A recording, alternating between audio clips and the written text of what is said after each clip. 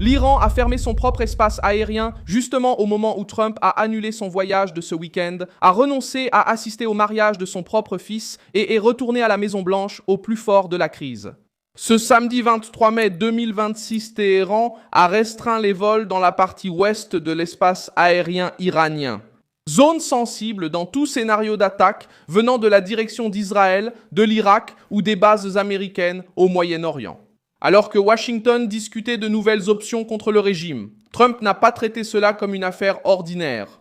Il a annulé son week-end à l'extérieur, a prévenu qu'il resterait à Washington pour des affaires gouvernementales et a laissé le message politique en suspens. Si l'Iran est si confiant, pourquoi a-t-il fermé son espace aérien ? Si Donald Trump ne prépare pas une réponse sérieuse, pourquoi a-t-il même annulé un engagement familial pour rester à la Maison-Blanche ? Et comment Téhéran compte-t-il intimider les États-Unis ? Quand le régime lui-même agit déjà comme s'il attendait le prochain coup. Je vais tout vous expliquer dans un instant, mais pour l'instant, vous allez vouloir vous abonner à la chaîne pour rester bien informé. Des infos en temps réel, avec une qualité journalistique inégalée, selon le standard de crédibilité de Milson Alves.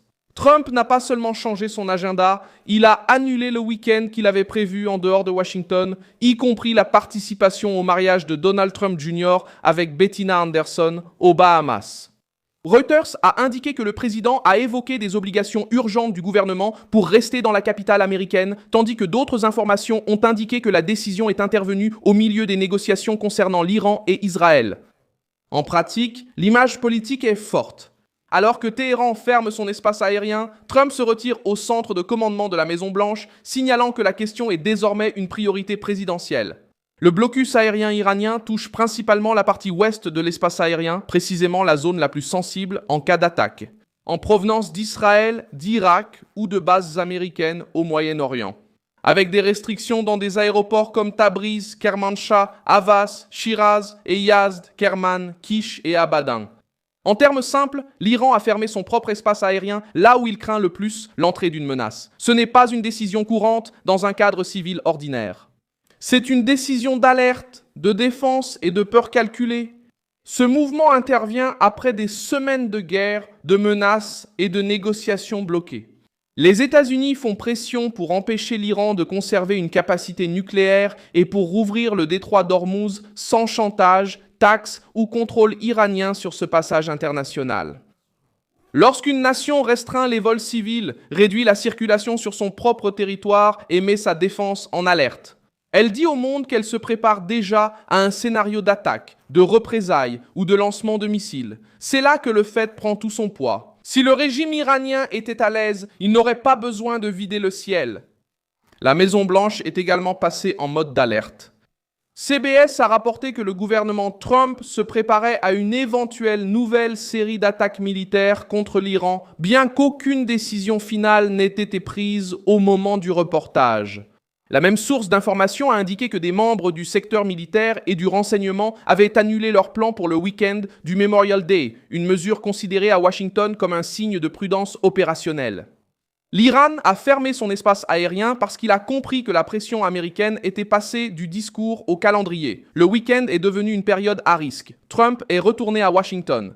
Des conseillers militaires ont été placés en alerte. Les autorités de la défense ont ajusté leurs agendas et les sénateurs républicains ont accentué la pression pour une réponse plus ferme. Le président de la Commission des forces armées du Sénat, Roger Wicker, a demandé à Trump d'abandonner tout accord faible et de permettre aux forces armées de terminer la destruction des capacités militaires iraniennes et de rouvrir le détroit d'Ormuz. Cette pression au Congrès renforce la thèse centrale. L'Iran ne bloque pas le ciel par routine. Il le bloque parce qu'il sait que Trump est poussé à prendre une décision. Au sein du camp républicain, l'idée grandit que tout recul du camp républicain serait vendu par Téhéran comme une victoire. Pour les alliés de Trump, le régime iranien ne comprend que le coût, la force et les conséquences. C'est pourquoi le maintien du président à la Maison-Blanche a un poids politique. Il n'est pas resté à Washington pour une note diplomatique, mais parce que la crise peut déboucher sur une action. Côté iranien, le calcul est aussi risqué. Mais cette stratégie révèle aussi une faiblesse. Un gouvernement confiant maintient l'espace aérien opérationnel. Un gouvernement acculé limite les vols, mobilise la défense, menace de représailles et tente de transformer la peur en outil politique. La médiation diplomatique se poursuit, mais sans réel progrès. Le Guardian a rapporté que le Qatar a envoyé des médiateurs à Téhéran au milieu de discussions sur la réouverture d'Ormuz et des négociations nucléaires. Alors que l'impasse persiste autour du contrôle du passage maritime, du stock d'uranium enrichi et des exigences américaines. Le problème pour l'Iran, c'est que Washington a déjà rejeté l'idée de permettre à Téhéran de traiter une route internationale comme une propriété politique du régime. La fermeture de l'espace aérien touche également les compagnies aériennes, les passagers et les routes internationales. Les avions doivent dévier, consommer plus de carburant et éviter les zones considérées comme instables. Reuters avait déjà montré que la guerre avec l'Iran avait provoqué des restrictions aériennes, des détours de trajectoire et une augmentation des coûts pour les entreprises, comme Air India. Lorsque le ciel iranien se ferme, l'impact ne reste pas confiné à Téhéran. Il se propage dans les couloirs aériens d'Asie, du Golfe et d'Europe. Trump sait que cette pression économique et militaire peut se transformer en avantage politique. En annulant sa venue au mariage de son fils, il envoie un message direct aux alliés, aux adversaires et à l'Iran lui-même. La priorité maintenant est la sécurité des États-Unis. La décision a une forte portée symbolique. Parce que cela implique la famille, l'agenda privé et l'exposition publique. Un président qui renonce à un événement personnel en plein week-end montre que la Maison-Blanche traite l'affaire comme une urgence d'État. Le régime iranien tente de répondre par l'intimidation. Des médias liés à la garde révolutionnaire ont de nouveau menacé d'une réponse sévère si les États-Unis reprennent les attaques. La menace vise non seulement les bases américaines au Moyen-Orient, mais aussi la stabilité des alliés des États-Unis dans la région. Cependant, cette rhétorique a ses limites. Plus Téhéran menace, plus cela aide Trump à défendre que la pression militaire n'est pas une provocation, c'est de l'endiguement. Israël entre en scène comme une force qui ne veut pas laisser de temps à l'Iran. Pendant que Téhéran ferme son espace aérien et que Washington recalcule ses prochaines étapes, Israël continue de considérer le Hezbollah, les missiles iraniens et les routes d'approvisionnement comme des menaces directes. Cela augmente le poids de la décision américaine. Parce que Trump n'affronte pas seulement un désaccord diplomatique.